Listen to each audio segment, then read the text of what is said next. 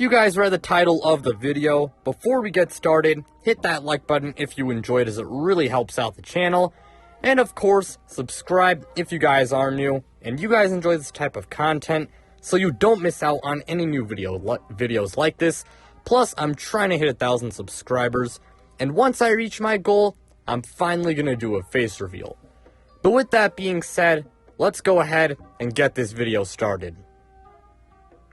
So at number 10, I have Matt Judon of the New England Patriots.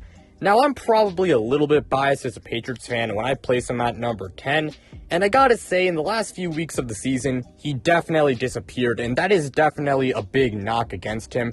However, when we look at the 2021 season as a whole, Matt was really good, and he had a career season, and I gotta say, I do think he is worthy of, being here at number 10, even though he did disappear in the last few games of the year. And again, I know it's not a good thing, and there are no excuses for that, but I mean, I'm not going to let those, last few games completely shape my opinion of Matt Judon and where I do place him. Now, I will say, as a Patriots fan, going forward, I really hope he does not disappear in his time with us. But, that being said, again, Matthew Judon, he's a very good player. And I mean, he can do anything you want from an edge rusher, whether that be, rush the quarterback and get pressure, or stop the run. And last year, he had 12.5 sacks, 14 tackles for a loss, and 67 pressures. At number 9, I have Von Miller of the Buffalo Bills. Now, Von Miller was a key part of the Rams winning the Super Bowl last year, and he was very good for the Rams and the Broncos before he did get traded. And some people will call him an Aaron Donald merchant, and I mean, let's be honest, playing next to Aaron Donald definitely helped him and his numbers. But that being said, I think he is still one of the better edge rushers in the league, despite the fact that, he is kind of old, and he did play next to Aaron Donald, and I'm not really ready to call him an Aaron Donald merchant, yet, seriously, until he actually, shows it. I mean, if he really is one, but, yeah, Von Miller's still a very good player, and last year, he had 9.5 sacks, 19 tackles for a loss, and 47 pressures. At number 8, I have Rashaan Gary of the Green Bay Packers. Rashaan Gary was really good last year in Zadarius Smith's absence, and, I mean, even though Zadarius Smith did get cut, I mean, Packers fans really shouldn't worry that much, because they got Rashaan Gary, and I gotta say, I mean, he is one of the better edge rushers in the entire NFL, and despite that, he's kind of overlooked when people talk about the Green Bay Packers and that defense. The guy does have the explosiveness to play edge rusher, but he's also one of the bigger guys at the position, so he can overpower guys. And last year, he was absolutely phenomenal, as he had 9.5 sacks, 8 tackles for a loss, and 69 pressures. Nice number, by the way. And yeah, aside from that, I gotta say, next year, I do think Rashaan Gary will get double-digit sacks, and I mean, if he does get enough sacks, maybe he does get some consideration for a first-team All-Pro. At number 7, I have Trey Hendrickson of the Cincinnati Bengals. Trey Hendrickson, he is not a one-season wonder like a lot of people thought after the 2020 season. He was a massive part of the Bengals Super Bowl run as he led that defense. And their defense, I mean, as a whole, I gotta say, it is kind of underrated and pretty overlooked when people talk about Cincinnati's, Cinderella run to the Super Bowl. And I mean, that also does apply to Trey Hendrickson. Trey Hendrickson, he is a phenomenal power rusher and one of the best edge rushers in the entire NFL. Last year, he had 14 sacks, 12 tackles for a loss, and 73 pressures. At number 6, I got Maxx Crosby of the Las Vegas Raiders. Now, Crosby at number 6 could surprise some people. However, he was superb this past season.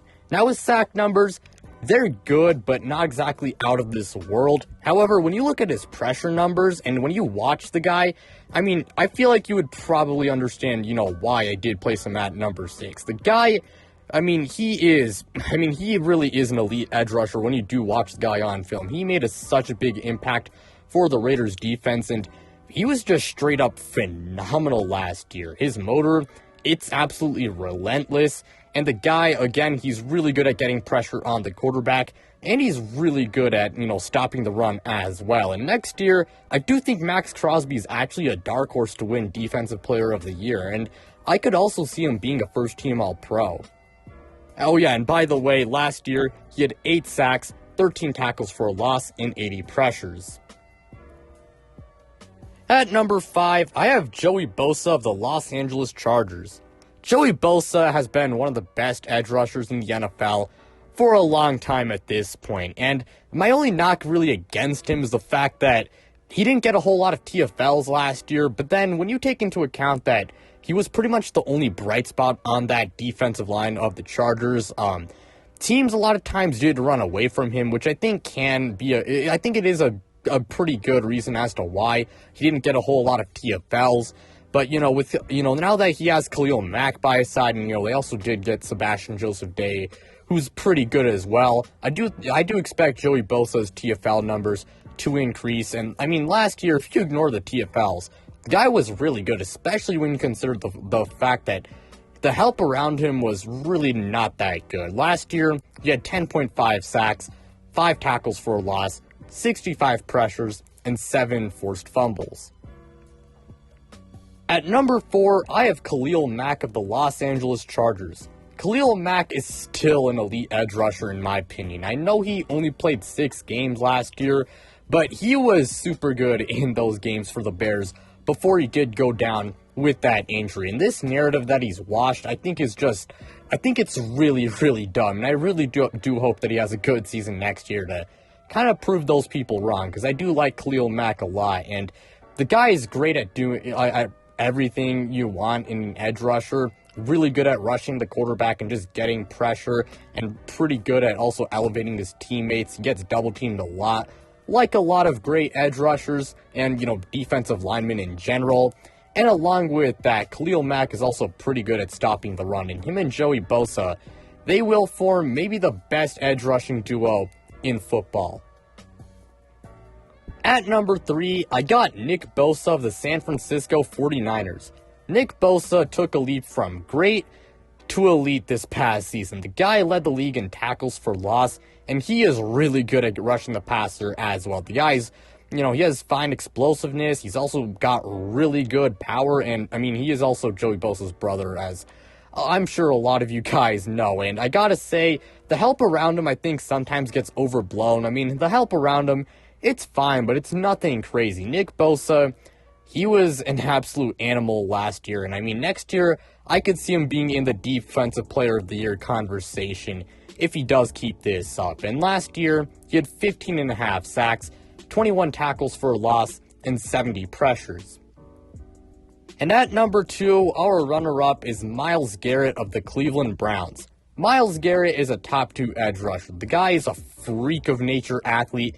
And like a lot of, elite edge rushers, as I said before, he gets double-teamed frequently. But despite that, he's still really dominant, and he still wins a lot. My only issue with him is that sometimes he is a little bit inconsistent and does disappear sometimes, especially in critical moments. But aside from that, Myles Garrett is one of the best players in the entire NFL, and I do have him as my number 2 edge rusher. And last year, he had 16.5 sacks, 17 tackles for a loss, and 85 pressures.